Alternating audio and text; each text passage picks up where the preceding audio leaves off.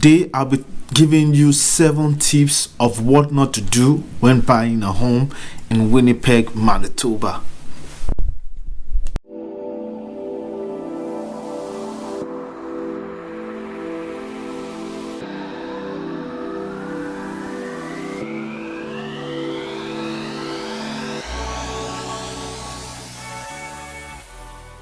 So my name is Ben. I'm from Kelly Williams Real Estate Office.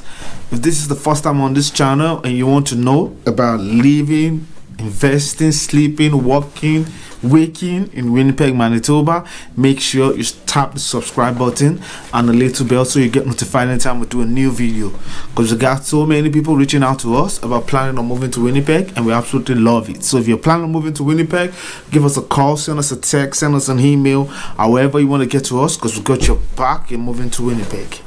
So today I'll be giving you 7 tips of what not to do when buying a home in Winnipeg. Now the first thing that I need to talk about that you need not to do when buying a home is opening another credit card.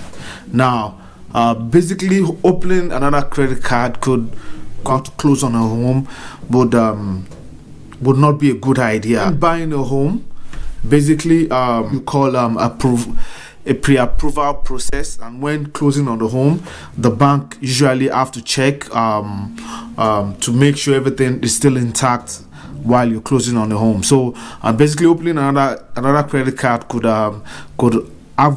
adversely affect the closing of your home that you intend to buy. So basically it's advisable not for you to do anything as relates to credit card, open another credit card when you are at the stage of closing on your home. So it's advisable for you not to open a credit card. So that's the first thing.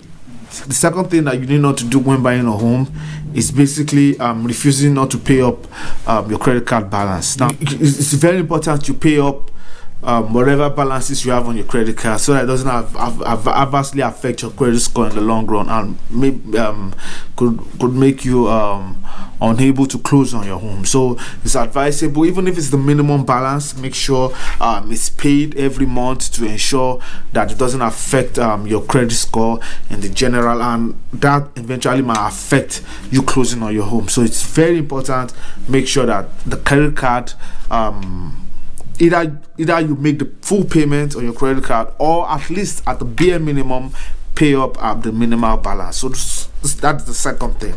Now the third thing I'll be talking about, for you not to buy a car. Now buying a car, buying a car, which is, we all know a car is an expensive purchase, could mar the closing of your home. So it's very important to stay away from anything that is going to particularly affect your financial status at that particular point. You could buy it after you close on your home, but ensure you don't do that while you are waiting the closing of your home, because it could affect the purchase of the purchase of the house you intend to buy. So very important. Don't buy a car when you're about to close on your home.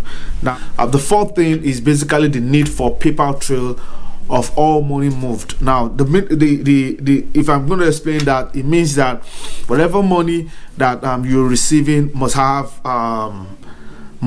be traceable. Now if someone is moving large money into your account, it's very advisable you do an interact than you taking the money in cash and paying it into your account, because it's very important that money coming into your account must be traceable. We don't, so that the reason being that there are laws and regulations against money laundering. So if a large money comes into your account and it doesn't have a paper trail, then there might be a red flag that might hinder you from purchasing or closing on your home. The fifth is basically don't buy a furniture. Now, like I explained further, it's better buying the furniture also is a large purchase. It's better you stay away from anything that when you close your home, it's better you stay away from anything that is going to stay away from any large purchases. Sorry. Anything that is a large purchase should be stayed away until you close your home. You can close your home and you start making those large purchases, because it might one way or the other indirectly affect the closing of your home. So that is the thing I'll be talking about on things that you need not to do when buying a house. Is basically changing your job. Now, changing from one industry to another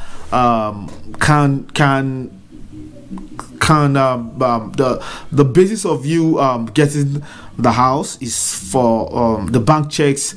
The first basis is they want to check your job security. So if that's one of the bases, you have to be gainfully employed, and that's one of those things the bank checks before the usual mortgages and they about. And if you're changing the job, it could affect. At that time in which you're closing on your house, it could affect the closing of your house. So it's basically our advice: if you're changing your job, make the employer know that you have a particular it should be subject to your closing date. That means you would report to the office or report to the employment after you've closed on the property you intend to buy. So it's just an advice so that you don't have any issues that touches the heart when buying your house. Now I'll be talking about on the issue of things not to do when buying your house is don't spend your savings. Make sure your savings is intact when purchasing your house. You have some costs that you need to incur, your closing costs and other things, but ensure that you have your savings intact when closing on your house, because all those things will be checked at the time of closing. So it's very important you have your savings. Don't involve yourself in large purchases. Don't involve yourself in things that might hinder you from closing on your house. So those are the 7 things I'm going to be discussing today that you need not to do when buying a house. And if you're planning on moving to Winnipeg, like I used to say, give us a call, send us a text, send us an email, however you want to get to us, because we got your back in moving to Winnipeg. And until the next video, I'll catch you later.